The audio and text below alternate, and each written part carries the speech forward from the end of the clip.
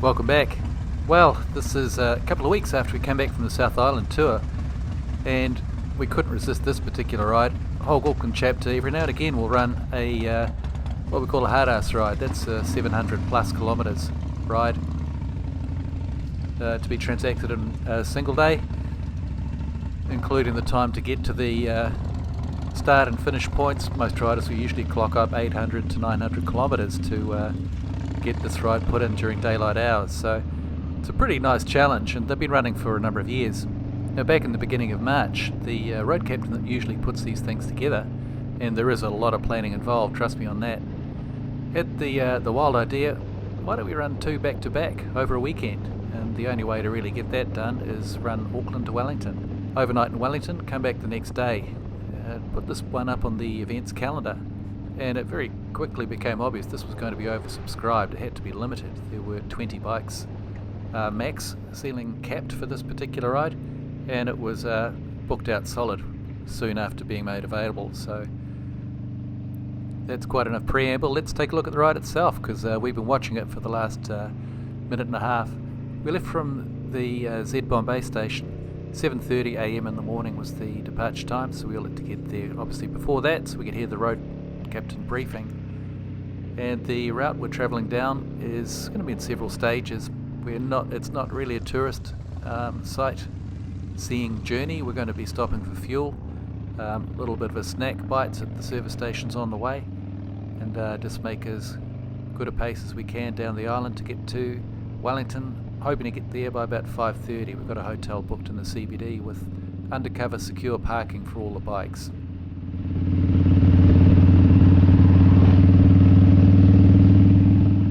Now, as you can see from the footage, we started off riding in a bit of fog, a bit more than we expected, to be honest. We left at 7:30. Usually when you come over at that time, down the Bombays into the Waikato side of the motorway, you will run into a little bit of fog early in the morning. We expected it to clear away a little bit.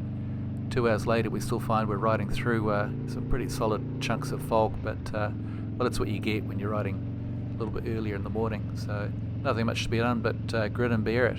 Anyway, the route that's been mapped out, we're going to be heading through the Waikato, and we're going to be heading down. First principal main stop is going to be in Taupo. We're going to do some fueling there before we head on the Napier-Taupo highway, State Highway 5, and that's where some spectacular riding happens. We had great weather at the outset. No one had the wets on because rain wasn't being forecast till later in the afternoon, and we're all feeling fairly optimistic, so yeah, there you go.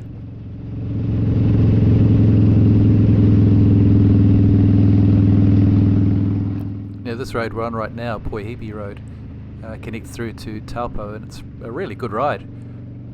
Would be a good drive as well. Very scenic.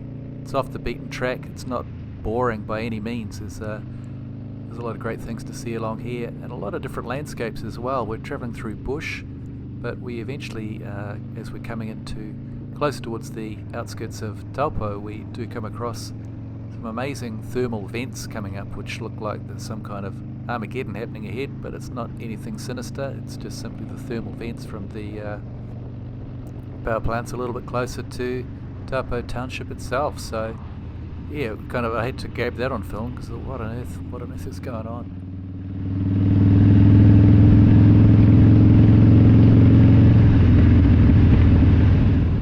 As we're coming up this section of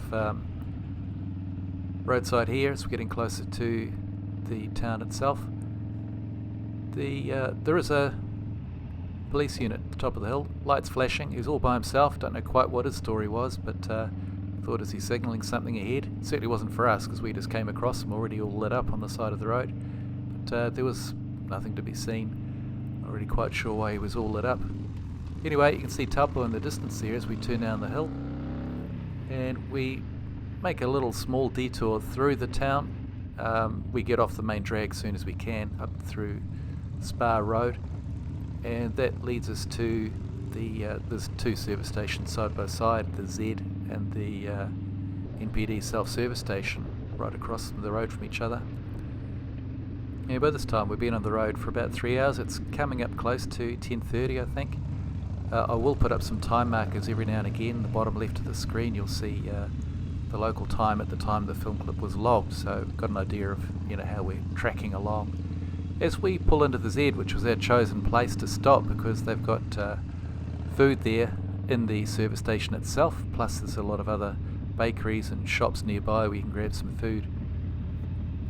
We found that the station was already pretty full. There was another ride, big group of riders that were in there already, not related to us, who were on their own particular run. I think it was some kind of charity ride. Some of the lads were having a chat together, but I didn't quite catch exactly what was going on, or if I did at the time, I can't remember it now. But anyway, we soon filled up, had a bit of a bite, and as we were queuing up getting ready to pull away, the other group also were heading out, so we hadn't quite formed up in line yet, so we just waited for them to clear the way through. It's Greg there, the road captain of this particular run. Waited for these boys to make their way out, and then we were on our way with our 20 odd bikes. We ended up going different ways. We were heading off down the Napier-Taupo highway. We didn't see them again, so good luck fellas, wherever you are going, well done. We're going to be on the way real soon, so let's just wait for that to happen.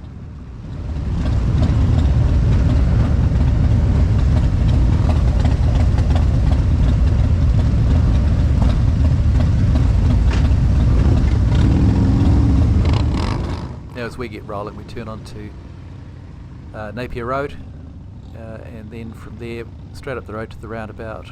We're going to go through that, and we're travelling at that point on State Highway 5, the Napier-Taupo highway, and this was where, in my opinion, some of the best riding happened. With the views that we got, it was amazing. There's some fantastic roads later on in the piece, but at that time the rain had caught up to us, so it wasn't quite as fun, if you like. But there's some good riding coming up here, some good scenery to be seen. So let's revel in that for a little bit.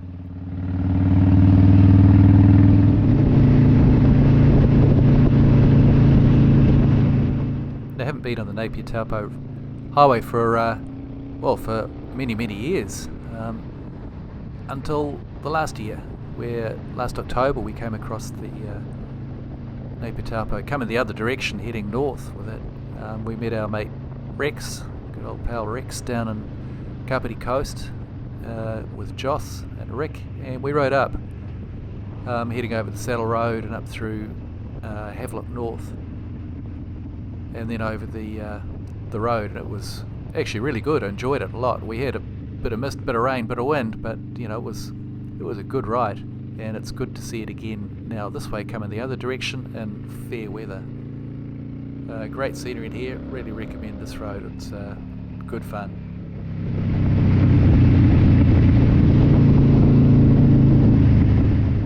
Now there's a lot of planning goes into any rides that are taken on by the chapter, but none more so than for a hard arse ride, and this is 2 back to back, so logistical challenge, making sure that where we stop there's enough distance between the fuel stops, that there's going to be enough pumps to service 20 odd bikes that might be needing a little bit of a drink, and on the road itself making sure that the riders are going to, on an ultra long distance ride like this, able to keep up the pace and not create a massive lag between the head and the tail of the ride.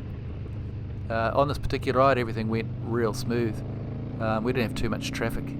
As you can see, traffic is kind of pretty light on this particular day that we're travelling, and didn't really cause any issues for our group as we came through. It's a lot of experienced riders, as you'd imagine, signing up for this particular ride, and everybody came through in flying colours.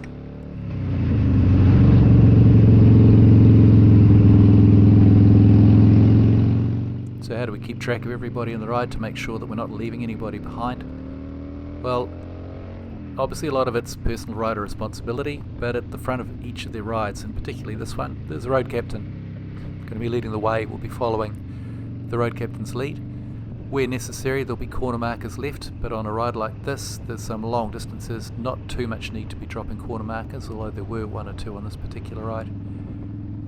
And every now and again there will be a regroup at the side of the road just to make sure that we're all there. We wait for the tail end Charlie to catch up, say yep, we're all here, carry on, And we got one of those coming up a little bit further. You'll see how it goes. It's pretty quick.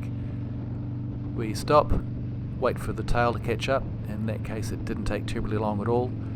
The tail end Charlie swings in a view for this day one of the ride. That was Joe, who was at the back. He was running kind of a dual tail with Bugsy.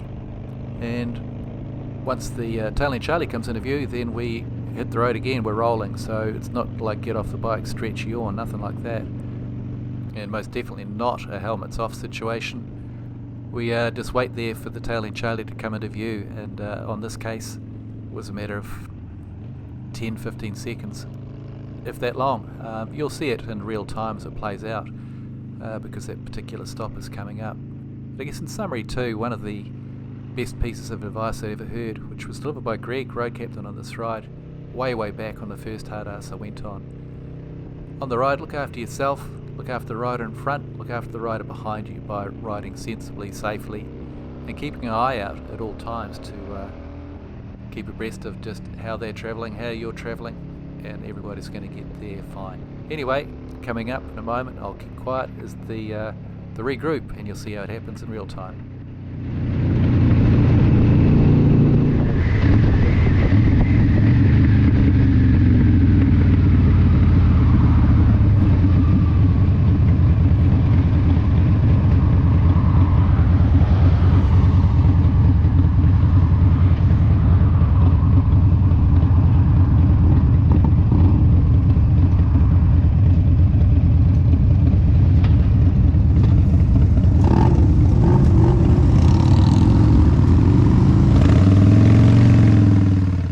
So that's it.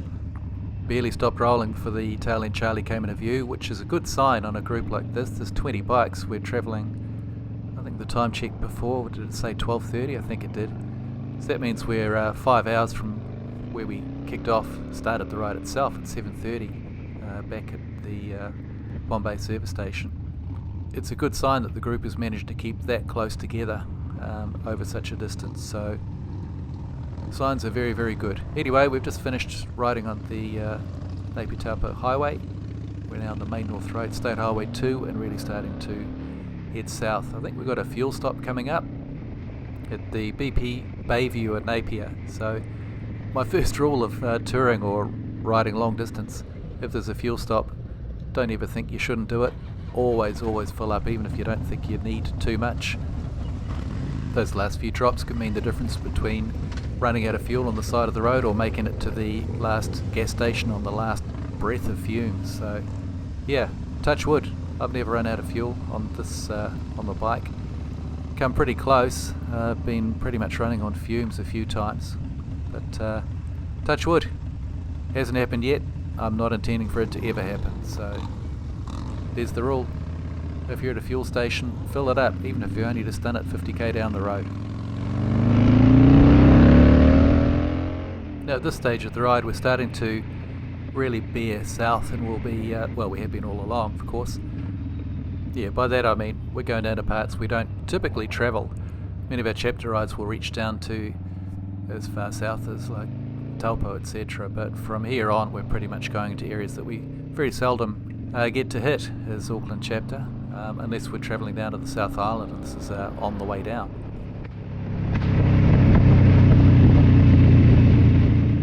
Now so far in this ride we have not needed to put on the wet weather gear, but as we get further south, we get down to Dannevirke. It's around about when we stop there for fuel at the BP truck stop in Dannevirke itself. The weather started to look like it was going to change, and it was time to put on the wet weather gear. Pretty much everybody did, and then we're ready to roll again. So heading out, and this next leg will take us down into Wellington itself.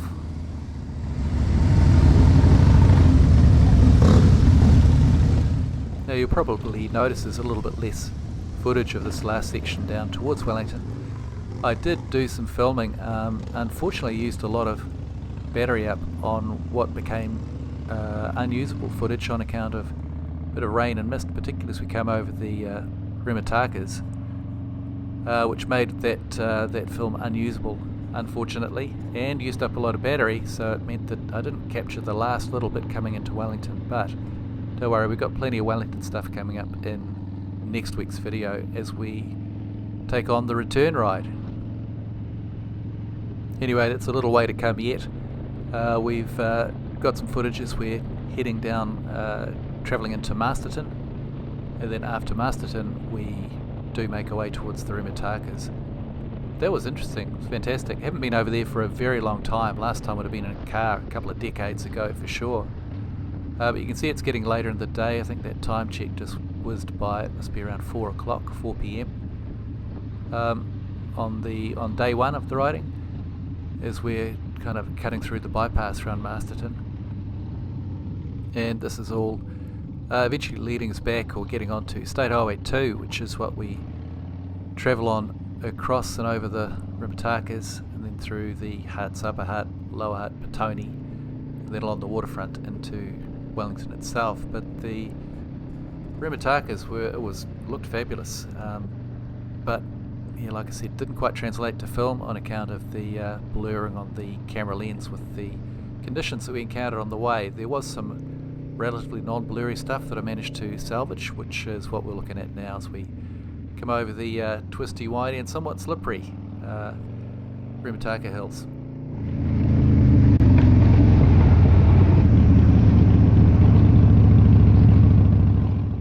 Now, I've already mentioned by way of spoiler alert that I regret it. We didn't get to see the final piece of the ride coming into Wellington City itself, CBD. We did fill up at a service station in the CBD and then rolled around to the hotel that we were staying at, the Mokau Abel Tasman in Wellington. And why that was chosen by Greg, who very cleverly was seeking out a hotel centrally located that had undercover secure parking, in building secure parking, and the Mokau Abel Tasman managed to tick those boxes, and so they managed to get 20 Harleys all stored away, undercover, lock and key. We didn't have to worry about them while we're out and about. Now as we come off the Remutakas and we enter the Hutt Expressway, you'll see that it's now getting late in the day. It's about 5:15 by the time check that just came up. And we managed to get to the hotel about 20-25 minutes after this footage was taken, so we're real close right now. Come back next week and we're going to have footage of departing Wellington, riding back to Auckland, and before we leave Wellington we'll be riding down across to the Beehive, the Parliament building, and having a bit of a photo shoot out there. We've got footage of that, and then the ride back up the island. We're heading up a different way, so there's plenty more new stuff to see. Come on back, and in the meantime, ride safe out there, take care, catch you on the next one.